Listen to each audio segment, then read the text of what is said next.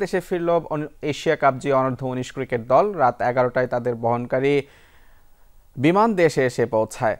রোববার দুবাইয়ে যুব এশিয়া কাপের ফাইনালে ভারতকে বড় ব্যবধানে হারিয়ে টানা দ্বিতীয়বারের মতো চ্যাম্পিয়ন হয় টাইগার যুবারা। এর আগে গেল আসরে সংযুক্ত আরব আমিরাতকে হারিয়ে বয়সভিত্তিক আসরে প্রথম শিরোপা জিতেছিল বাংলাদেশ। এবার শক্তিশালী ভারতকে হারিয়ে ব্যাক টু ব্যাক চ্যাম্পিয়ন হলো আজিজুল হাকিম তামিমের দল। দেশে ফিরে আজিজুল হক তামিম জানালেন, ছাদ খোলা বাসে সংবর্ধনা হলে ভালো হয় এবং আসন্ন যুব বিশ্বকাপের শিরোপা জেতার প্রত্যয় ছিল তার কণ্ঠে।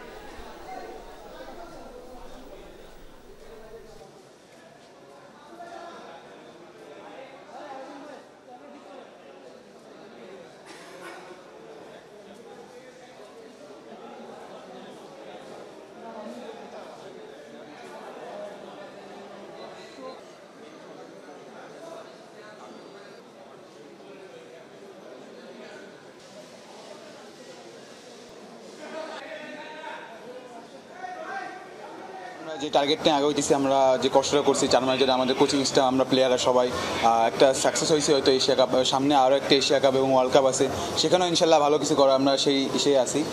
ওভারঅল সব কিছু ভালো যাইতেছে, আল্লাহ ভরসা। বাকিটা এশিয়া কাপটা ধরে রাখাই আসলে মূল বিষয়, যে আমরা আগেবার ডিফেন্ডিং চ্যাম্পিয়ন ছিলাম এবং এবারও রাখছি, এটাই খুব ভালো লাগতেছে। এবার আমরা সরাসরি যুক্ত হচ্ছে আমাদের সহকর্মী তাহমিদ আহমেদের সঙ্গে। তার কাছ থেকে আরও আপডেট জানবো বাংলাদেশ দলের ফেরার খবরের বিষয়ে।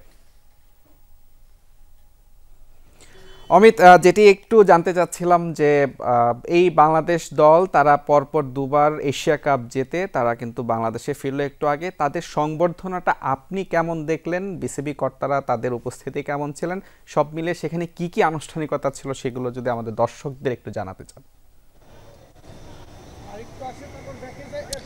বাইরে থেকে কোনো আনুষ্ঠানিকতা দেখার কোনো পথই ছিল না আমাদের, এবং বাইরে থেকে কোনো আয়োজন মনেই হয়নি যে এরকম একটা এশিয়া কাপ জিতে বাংলাদেশের দল আসছে। এটা আসলে স্বীকার করতেই হবে। যতটুকু আমরা পরে দেখতে পেয়েছি সেটা হচ্ছে নাজমুল আবেদিন ফাহিম বিসিবির পরিচালক, তিনি ছিলেন, মিঠু ভাই উনি ছিলেন, একই সঙ্গে যদি ফাহিম সিনা তিনি যুক্ত ছিলেন, এবং একই সঙ্গে বিসিবির প্রধান নির্বাহী কর্মকর্তা নিজামুদ্দিন চৌধুরী সুজন উনি ভিতরে ছিলেন, এবং কয়েক ক্রিকেটারদের হাতে ছোট একটা ফুল দেখতে পেয়েছি আমরা, জাস্ট এতটুকু। এর বাইরে তেমন কোনো আয়োজন ছিল না। এখানে ক্রেস্ট রাখার একটা ছোট জায়গা ছিল, যেখানে এসে ক্যাপ্টেন এসে আমাদের সঙ্গে কথা বলেছেন। সে আয়োজনটা যে ঠিকঠাক ছিল সেটা আসলে বলা যায় না। ক্যাপ্টেনকে আমরা প্রশ্ন করেছিলাম, তিনি খুবই আসলে চিয়ার আপ করছিলেন, আমরা দেখেছিলাম স্টেডিয়ামে। তাকে বলেছিলাম যে ছাদ খোলা বাসে এরকম কোনো সংবর্ধনা চান কিনা। তিনি বলছেন হলে তো ভালোই হয়, কে না চায়। আসলে হয়তো অন্য থেকে দুঃখ থেকে বলছেন, আজকে হয়তো তাদের বিসিবিতে এখন ফিরে যাবেন, একাডেমিতে থাকতে হবে। আমি জানি না বিসিবিতে কোনো আয়োজন থাকলে তো আমাদেরকে জানানো হতো। তার থেকেও বড় বিষয়, আগামীকাল এই টিমটা ধরলাম এখন রাত, কালকে কোনো আয়োজন আছে কি না, অ্যাজ এ রিপোর্টার হিসেবে যদি আমাকে জিজ্ঞেস করেন, আমারও আসলে কোনো কিছুই তথ্য এরকম নেই। বিসিবিতে কোনো আয়োজন এরকম দেখছি না। বিসিবির সভাপতি এখন ওয়েস্ট ইন্ডিজে আছেন বাংলাদেশ টিমের সঙ্গে, এবং অন্য কোনো বড় পর্যায়ের কর্মকর্তাকেও আমরা আজকে দেখিনি এয়ারপোর্টে। আসলে কালকেও সম্ভবত সেভাবে কোনো আয়োজন থাকবে না। সে নিয়ে কষ্ট থাকতেই পারে, কিন্তু তারপরও ক্রিকেটাররা আসলে ট্রফিটা, সোনালি ট্রফিটা নিয়ে আসছে, এর থেকে ঝলমলে চেহারা ছিল তাদের সবার। আজকে ঘন্টাখানেক সময়ের একটু বেশি লেগেছে তাদের, আসলে 11টায় ল্যান্ড করেছে, আমাদের কাছে আস্তে আস্তে 12টা 20, 1 ঘন্টার 20 মিনিটের মতো সময় লেগেছে। আমরা সাধারণত এত সময়। অমিত, আপনার কাছ থেকে আরেকটা বিষয় একটু জানতে চাই। এর আগে 2019 সালে যখন যুব বিশ্বকাপ জিতে এসেছিল বাংলাদেশ দল, এরপর করোনার একটা বিষয় ছিল, কিন্তু সেই দলটাও কিন্তু সেই অর্থে সেইভাবে সংবর্ধনা বলেন বা তাদের সেটা কিন্তু আমরা দেখিনি এর পরবর্তী পর্যায়ে। এবারও কি আপনার কাছে কি মনে হচ্ছে যে সেরকমই দিকেই যাচ্ছে কি না? কারণ এই টানা 2বার এশিয়া কাপ জয়, যেখানে ভারতের শ্রেষ্ঠত্বের মসনদে বাংলাদেশ টানা 2বার শিরোপা জিতেছে, এই দলটারও ভাগ্য কি সেরকমই হতে যাচ্ছে কিনা? আপনার কাছে কি মনে হচ্ছে?